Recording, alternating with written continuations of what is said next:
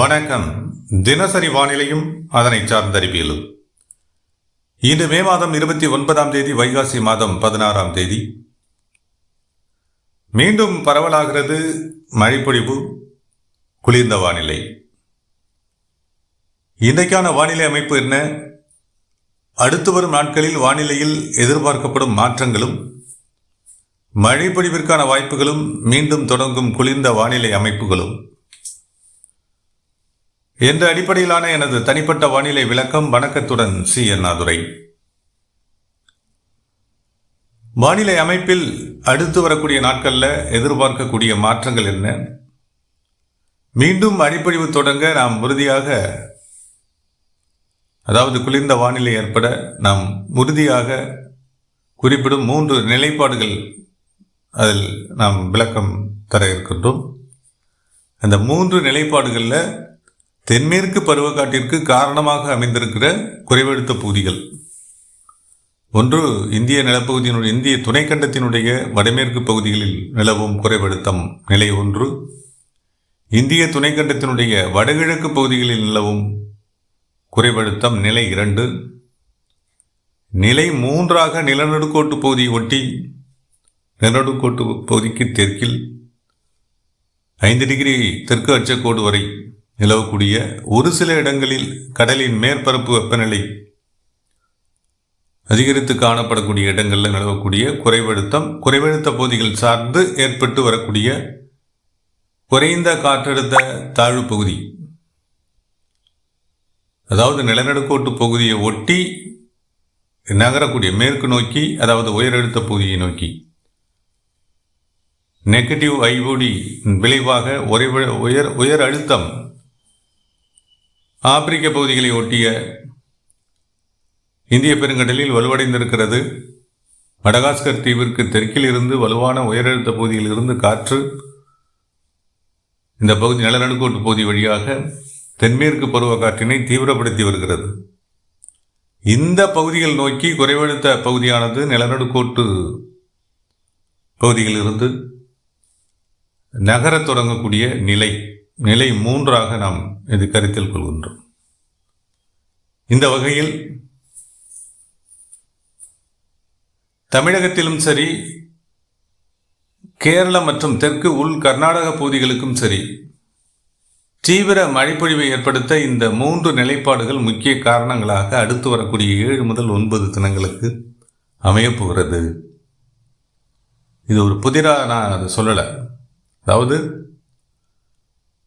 வடமேற்கில் வலுகுறையும் குறைவழுத்தம், வடகிழக்கில் வலுவடையும் குறைவழுத்தம், உள்ளிருக்கப்படும் உயரழுத்த பகுதியிலிருந்து உள்ளிருக்கப்படும் காற்று மேலடுக்கிலும் கீழடுக்கிலும், இதுதான் தென்மேற்கு பருவக்காற்று. இந்த தென்மேற்கு பருவக்காற்றை கட்டுப்படுத்தி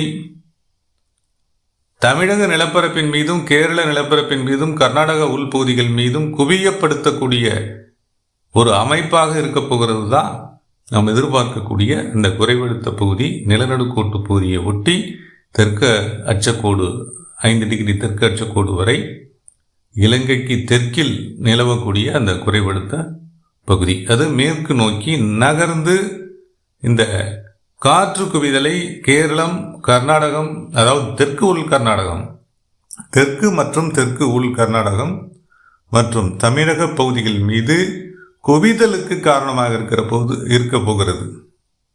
அதாவது மேற்கில் இருந்து காற்றை திருப்பி இந்த நிலப்பரப்புகள் வழியாக வங்கக்கடல் வழி வங்கக்கடலினுடைய வடகிழக்கு இந்திய துணைக்கண்டத்தின் வடகிழக்கு பகுதியில் நிலவும் குறைவழுத்த பகுதிகளை நோக்கி வலுவாக திருப்ப இருக்கிறது.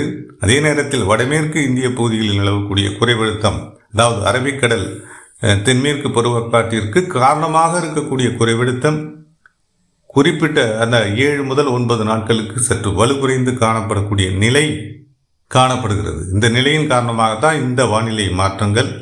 இதன் விளைவாகத்தான் தமிழகத்தில் என்றும் இல்லாத அளவில் தென்மேற்கு காற்றின் மூலம் மழைப்பொழிவுக்கான வாய்ப்புகள் இருக்கிறது.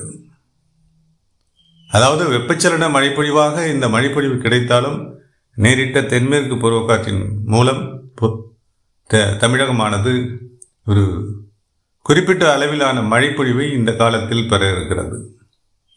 அதாவது கடந்த காலங்களை விட கூடுதலான அளவில் மழைப்பொழிவை பெறப் போகிறது என நாம் எதிர்பார்க்கின்றோம்.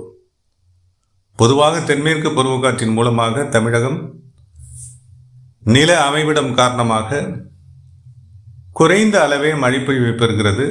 நான் இந்த ஆண்டு சற்று கூடுதலான மழைப்பொழிவை பெறுவதற்கான வாய்ப்புகள் இருக்கு. அந்த வகையில் நாம் மேற்சொன்ன வானிலை அமைப்பு இந்த தீவிர மழை பரவலை ஏற்படுத்த இருக்கிறது. குளிர்ந்த வானிலையையும் அநேக மாவட்டங்களுக்கு ஏற்படுத்தும் என எதிர்பார்க்கப்படுகிறது. அவ்வப்போது வெப்பம் வலுவடையும்.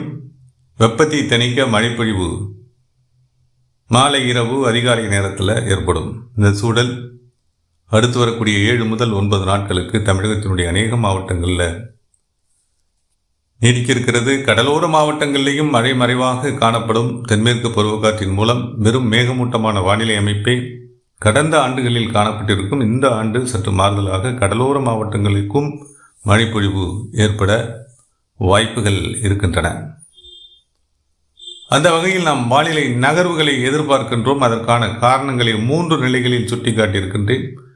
வடமேற்கு இந்திய பகுதிகளில் நிலவக்கூடிய குறைவழுத்தம், வடகிழக்கு இந்திய பகுதிகளில் நிலவக்கூடிய குறைவழுத்தம், இரண்டிற்கும் இடைப்பட்ட வேறுபாடு அல்லது வித்தியாசம், இரண்டுக்குமான அழுத்த வேறுபாடுகள் இந்த காற்றினை குவிதல் ஏற்படுத்த காரணமாகவும், அதே தெற்கில் நீடிக்கக்கூடிய அந்த காற்று சுழற்சி, நிலநடுக்கோட்டு இந்திய பெருங்கடல் வழி நகரக்கூடிய காற்று சுழற்சி தென்மேற்கு பருவக்காற்றினை கட்டுப்படுத்தி காற்று குவிதலுக்கு, அதாவது மேற்கில் இருந்து காற்றை திருப்பி நிலப்பகுதிகளில் குவியப்படுத்த ஒரு தூண்டுகோலாக அமையப் போகிறது என்ற வகையில் தான் இந்த மழைப்பொழிவை நாம் எதிர்பார்க்கின்றோம். 31ஆம் தேதி தொடங்கி ஜூன் மாதம் 9ஆம் தேதி வரை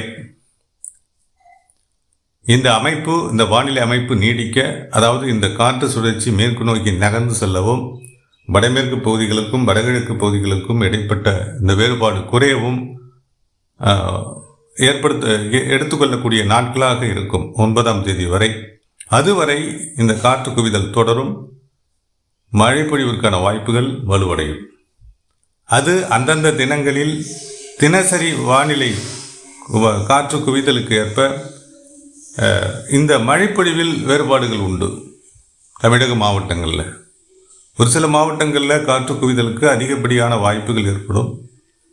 காற்று உள்நுழையும் பாதை, இந்த பாதையில் அமைந்துள்ள பெரும்பாலும் பாலக்காட்டு கணவாய், கம்பம் பள்ளத்தாக்கு, அரியங்காவு, அரல்வாய்மொழி போன்ற விரிவான கணவாய்கள் வழியாக தான் இந்த காற்று குவிதல் சாத்தியமாகிறது, மழைப்பொழிவும் சாத்தியமாகிறது.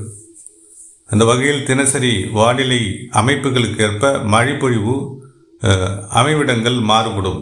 என்ற தினசரி வானிலை அமைப்பை வைத்து இந்தந்த மாவட்டங்களில் மழைப்பொழிவு கூடுதலாக இருக்கும், இந்தந்த மாவட்டங்களில் மழைப்பொழிவு குறைவாக இருக்கும், இங்கெல்லாம் சாரல் தூறல் வாய்ப்புகள் இருக்கின்றன, கனமழை பொழிவு வாய்ப்புகள் இருக்கின்றன என்பதை நாம் அந்தந்த தினங்களில் நாம் விளக்கங்கள் தர தயாராக இருக்கின்றோம்.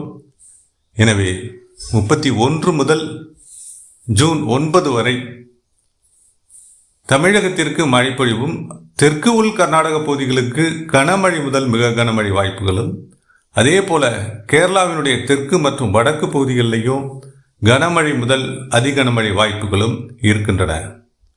குறிப்பாக காவிரி நீர்பிடிப்பு பகுதிகள், அது கேரளாவாக இருக்கட்டும் கர்நாடக பகுதிகளாக இருக்கட்டும், வலுவான மழைப்பொழிவு ஏற்பட போகிறது அடுத்த 9 தினங்களுக்கு. எனவே காவிரி விரைவில் நிரம்பும், ததும்பும். கட்டுப்படுத்த முடியாத காவிரியாக நாம் ஜூன் 20ஆம் தேதிக்கு பிந்தைய நாளில் எதிர்பார்க்கின்றோம். ஏன்னா தமிழகத்திற்கு மட்டுமே இந்த வானிலை மாற்றங்கள்லாம் மழைப்பொழிவை ஏற்படுத்தும் அல்லது விலகும். மற்றபடி இந்த வானிலை அமைப்பில் ஏற்படக்கூடிய மாற்றங்கள் கேரள மற்றும் தெற்கு கர்நாடக பகுதிகளுக்கு எந்தவித மாற்றத்தையும் ஏற்படுத்தாது. ஒவ்வொரு நிலையிலுமே மழைப்பொழிவு இந்த மாநிலங்களில் தொடர்ந்து கொண்டு தான் இருக்கும். அதுவும் தெற்கு உள் கர்நாடக பகுதிகளுக்கும் வடக்கு கேரள பகுதிகளுக்கும் இனிமேல்தான் தென்மேற்கு பருவமழை அரபிக்கடல் பிரிவின் மூலமாக வலுவடையப் போகிறது. அதற்கிடையே இந்த வானிலை அமைப்பு மழைப்பொழிவை இந்த பகுதிகளில் வலுவாக தீவிரப்படுத்த இருக்கிறது. எனவே தெற்கு உள் கர்நாடக பகுதிகள் மற்றும் வடக்கு கேரள பகுதிகளில் ஏற்படக்கூடிய மழைப்பொழிவு என்பது கிட்டத்தட்ட 8 முதல் 9 தமிழக மாவட்டங்களுக்கான மழைப்பொழிவாக அதை எடுத்துக்கொள்ளலாம்.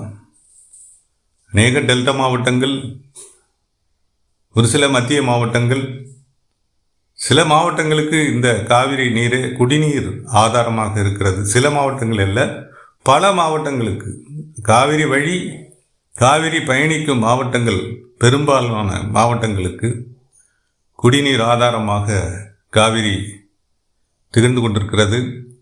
அது விரைவில் கட்டுப்படுத்த முடியாத காவிரியாக மாறி தமிழகத்திற்குள் உள்நுழையும். எனவே இந்த ஆண்டு சிறப்பான தென்மேற்கு பருவமழை ஆண்டாக அமையும் என்பதில் சந்தேகமில்லை.